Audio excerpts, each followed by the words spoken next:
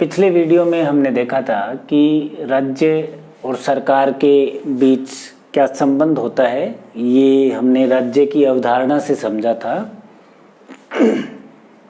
इसमें हम बात करेंगे राज्य, शासन या सरकार और प्रशासन में क्या संबंध होता है, क्या अंतर होता है। तो राज्य की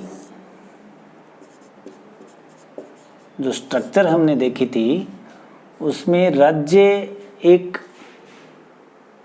लोगों का समुदाय जो कि निश्चित भूभाग में रहते हैं, स्थायी रूप से रहते हैं, उस राजनीतिक इकाई को कहते हैं, जिसमें जनसंख्या हो, निश्चित भूभाग हो, एक सरकार हो और सरकार संप्रभु शक्तियों का प्रयोग करती हो।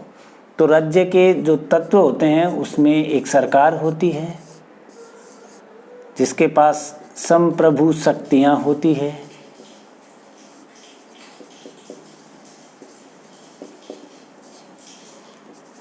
लोग होते हैं, लोगों का समुदाय होता है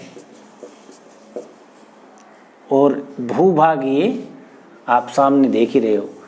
तो राज्य और सरकार में जो अंतर हमें नज़र आना चाहिए वो इस चित्र के माध्यम से ही आ रहा है कि राज्य होता है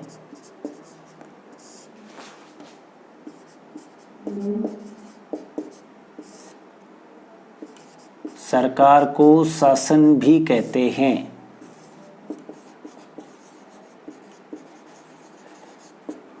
राज्य को स्टेट कहते हैं। इसको देखने से हमें पता चलता है कि राज्य एक व्यापक अवधारणा है,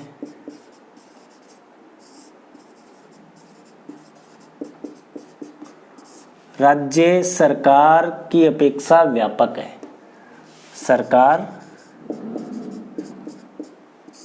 सीमित है, राज्य व्यापक है और राज्य का एक तत्व है, राज्य का एक तत्व सरकार है।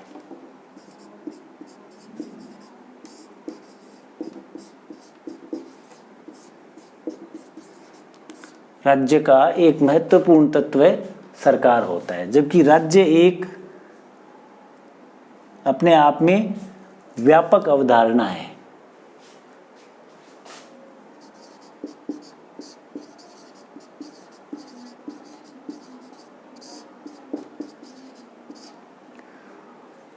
राज्य की अगली विशेषता है कि इसका विरोध नहीं होता।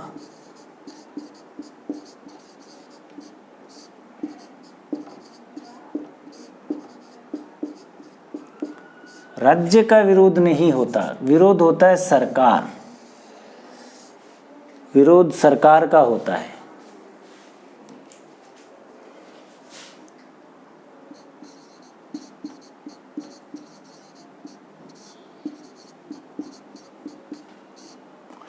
राज्य एक स्थायी विचार है और ये परिवर्तित होने वाला है। ये तत्व जो है ये परिवर्तित होने वाला है। सरकार या गवर्नमेंट परिवर्तित होती रहती है। आज ए, कल बी, परसों सी, ऐसे सरकारें बदलती रहती है, विभिन्न दलों की सरकारें होती है। तो हम जो चीज़ बदल रही है वो सरकार या शासन बदल रहा है, राज्य नहीं बदलता। राज्य की प्रकृति क्या होती है? स्थायी होती है। सरकार या शासन की प्रकृति क्या होती है? बदलने वाली प्रकृति होती है। राज्य अपने आप में संप्रभु होते हैं।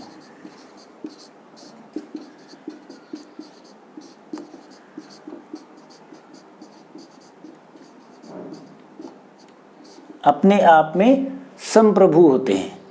बाह्य नियंत्रण का अभाव होता है, बाह्य नियंत्रण की आवश्यकता ही नहीं होती। जबकि सरकार होती है वो अपने आप में संप्रभु नहीं होती, क्योंकि ये बदलती रहती है। अगर संप्रभु होती, सरकार या शासन संप्रभु होता तो ये कभी नहीं बदलता, जबकि ये हमेशा बदलते रहने वाला तत्व है, परिवर्तित होता रहता है। राज्य एक स्थायी विचार है, राज्य का विरोध नहीं होता, शासन का विरोध होता है, सरकार का विरोध होता है, गवर्नमेंट का विरोध होता है और राज्य व्यापक अवधारणा लिए हुए होता है। राज्य के 4 आवश्यक तत्व होते हैं। सरकार राज्य का ही एक तत्व होता है। सरकार या गवर्नमेंट जिसकी सीमित, उसका रोल सीमित होता है राज्य की अवधारणा में, इसका विरोध होता है सरकार का, राज्य का विरोध नहीं होता। राज्य एक स्थायी विचार है, कभी नहीं परिवर्तित होता, जबकि सरकार या शासन बदलते रहते हैं। राज्य की अवधारणा अपने आप में संप्रभुता लिए हुए है, जबकि सरकार अपने आप में संप्रभु नहीं होती। ये तो था राज्य सरकार में अंतर कह सकते हैं या संबंध कह सकते हैं। सरकार राज्य का ही एक तत्व है, गवर्नमेंट राज्य का ही एक तत्व है। अब हम सरकार और एडमिनिस्ट्रेशन, शासन और प्रशासन में अंतर देखते हैं।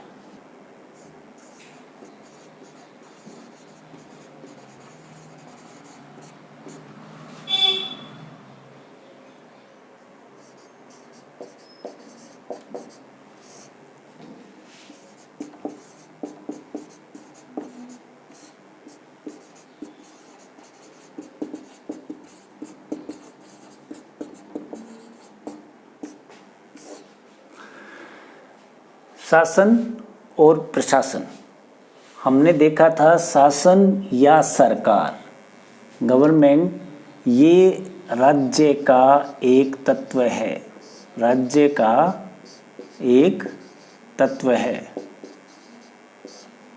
शासन या सरकार राज्य का एक तत्व है। और प्रशासन क्या है वो देखते हैं।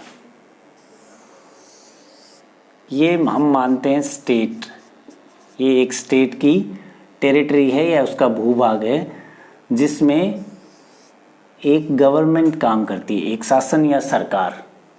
लेकिन वो जो सरकार होगी वो काम कैसे करेगी? अपनी संस्थाओं के माध्यम से, अपने अधिकारियों के माध्यम से, अपने कर्मचारियों के माध्यम से काम करेगी। तो जो उसकी संस्थाएं, उनके अधिकारी, उनके कर्मचारी वो होते हैं, उनको सरकार का ही चेहरा माना जाता है।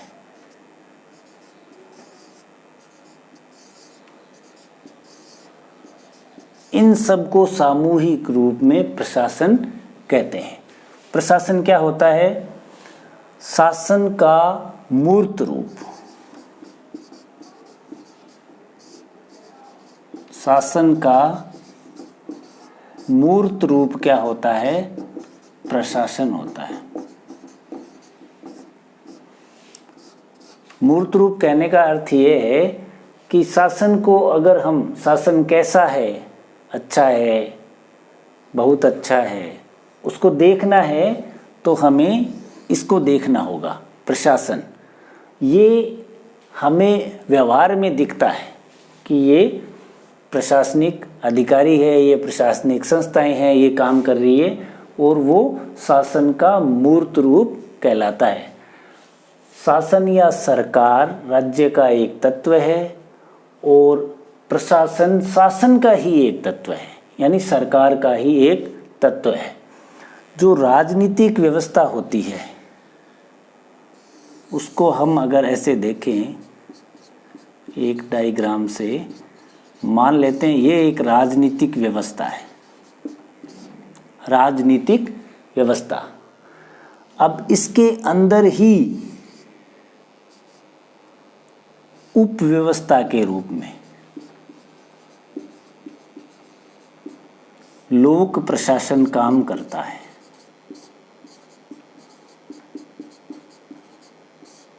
लोक प्रशासन एक राजनीतिक व्यवस्था के तहत उप व्यवस्था के रूप में काम करता है। तो शासन, गवर्नमेंट और प्रशासन, एडमिनिस्ट्रेशन में मूल जो अंतर है वो यही है कि शासन राज्य का एक तत्व होता है और प्रशासन शासन का एक तत्व या शासन का मूर्त रूप होता है। अब हम सरकार और प्रशासन के बारे में भी पढ़ चुके हैं, राज्य के बारे में पढ़ चुके हैं। राज्य, सरकार और प्रशासन, इन तीन शब्दों में अंतर करना जरूरी है। ये 3 शब्द राज्य, सरकार या शासन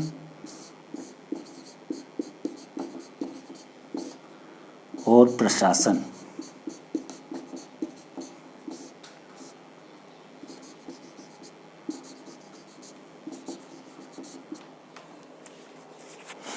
इन तीनों शब्दों को देखते हैं हम। राज्य शब्द राजनीति विज्ञान में इसकी अवधारणा अलग है। बाकी हम किसी प्रदेश को राज्य कह देते हैं, किसी प्रांत को राज्य कह देते हैं। वास्तव में राज्य की श्रेणी में भारत आता है। भारत देश ये राज्य की श्रेणी में है, जबकि बाकी सारे इसके प्रांत हैं, जैसे राजस्थान हो, महाराष्ट्र हो, हरियाणा हो, आंध्र प्रदेश हो, उत्तर प्रदेश, मध्य प्रदेश, ये सब क्या हो गए इसके प्रदेश। राज्य में भारत आता है। सरकार या शासन क्या होता है? इसी राज्य का एक तत्व होता है सरकार, जिसके पास संप्रभु शक्तियाँ होती है। प्रशासन शब्द का प्रयोग हमें बार बार देखने को मिलता है। कहीं भी वो किसी विशेष संगठन के रूप में हो सकता है, या जनता इसको बार बार इसको दोहराती रहती है, प्रशासन ऐसा है, प्रशासन ऐसा है। तो इसका जो शासन का जो मूर्त रूप होता है उसको हम क्या कह सकते हैं? प्रशासन कह सकते हैं। तो ये हमारे हम यूँ कह सकते हैं कि प्रशासन होता है वो शासन का चेहरा होता है। प्रशासन शासन का चेहरा होता है, उसकी गतिविधियाँ उसमें स्पष्ट दिखती है। तो ये अंतर हमने जान लिया है राज्य, सरकार और प्रशासन में। अब हम भारत के संदर्भ में इनको समझने की कोशिश करते हैं।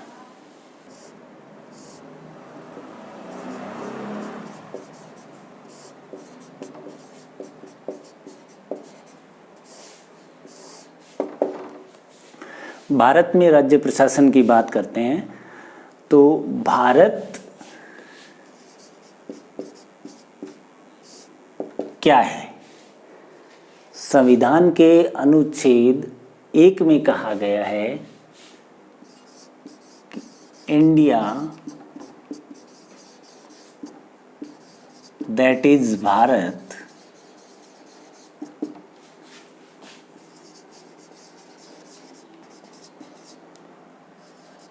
shall be a union of states।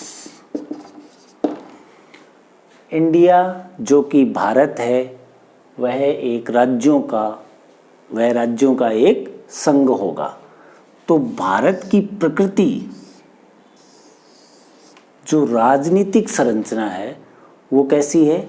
Union की। भारत राजनीतिक संरचना के रूप में एक यूनियन है, या इसको संघ कह सकते हैं। अब जो पारंपरिक संघवाद होता है जिसको हम फेडरेशन कहते हैं, जो परंपरागत फेडरेशन होते हैं, संघ होते हैं परंपरागत, उनमें क्या होता है?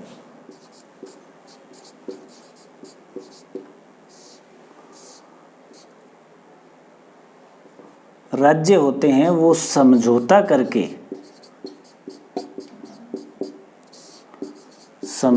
करके फेडरेशन बनाते हैं।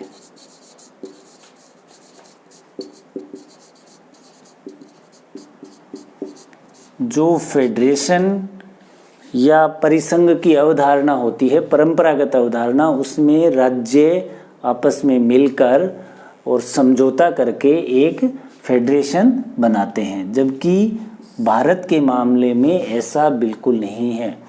भारत में जो राज्य है वो भारत को राज्यों का संघ कहा गया है, और यह किसी राज्यों के आपसी समझौते का परिणाम नहीं है।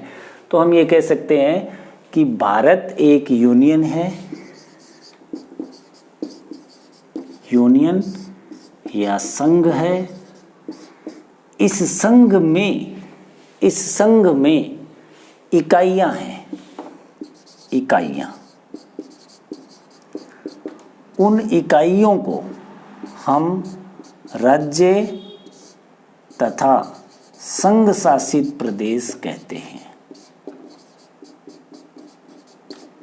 संघ शासित प्रदेश कहते हैं। राज्य स्टेट्स और संघ शासित प्रदेश यूटीज, यूनियन टेरिटरी। जो हम राज्यों की बात करते हैं, 2014 में भारत में 29वां राज्य बनाया गया था। आंध्र प्रदेश पुनर्गठन अधिनियम 2014 के तहत आंध्र प्रदेश में से तेलंगाना राज्य बनाया गया था, भारत का 29वां राज्य। और 2019 में जम्मू कश्मीर का राज्य का दर्जा खत्म करके और उसको संघ शासित प्रदेश बना दिया, तो राज्यों की संख्या कितनी होगी? 28 राज्य वर्तमान में हैं। और जो संघ शासित प्रदेश थे वो 1987 से हमारे यहाँ 7 संघ शासित प्रदेश चले आ रहे हैं। लेकिन 2019 में एक तो जम्मू कश्मीर को जो बनाया वो हो गया, प्लस लद्दाख जो है, लद्दाख को भी संघ शासित प्रदेश बना दिया गया। तो ये 7 और 2 9 संघ शासित प्रदेश हो गए। UT, union territories. यूटी उन इलाकों को कहते हैं, यूनियन टेरिटरीज या संघ शासित प्रदेश उन इलाकों को कहते हैं जिनमें राष्ट्रपति द्वारा सीधा शासन होता है, और वो भी प्रशासकों के माध्यम से। राष्ट्रपति प्रशासकों के माध्यम से शासन करते हैं। These areas, these union territories are governed by the president, और वो भी किसके माध्यम से? प्रशासकों के माध्यम से, एडमिनिस्ट्रेटर्स। तो भारत की जो राजनीतिक संरचना है वो यूनियन प्रकार की है। भारत की भौगोलिक विविधता, सांस्कृतिक विविधता, भारत को देखते हुए जो राज्य प्रशासन है वो सुदृढ़ होना चाहिए, और उसका जो प्रशासन है वो सदैव राष्ट्रीय एकता के लिए कार्य करना चाहिए। तो इस राज्य प्रशासन के अंतर्गत हमारे राज्यपाल, मुख्यमंत्री, मुख्य सचिव या कहें राज्य सचिवालय, ये अपने पहले यूनिट में है। इनमें से जो हम राज्य प्रशासन की किस प्रकार कार्य प्रणाली होती है और राज्य की जो परिभाषा हमारे संविधान में है वो किस प्रकार होती है, वो हम अगले वीडियो में पढ़ेंगे।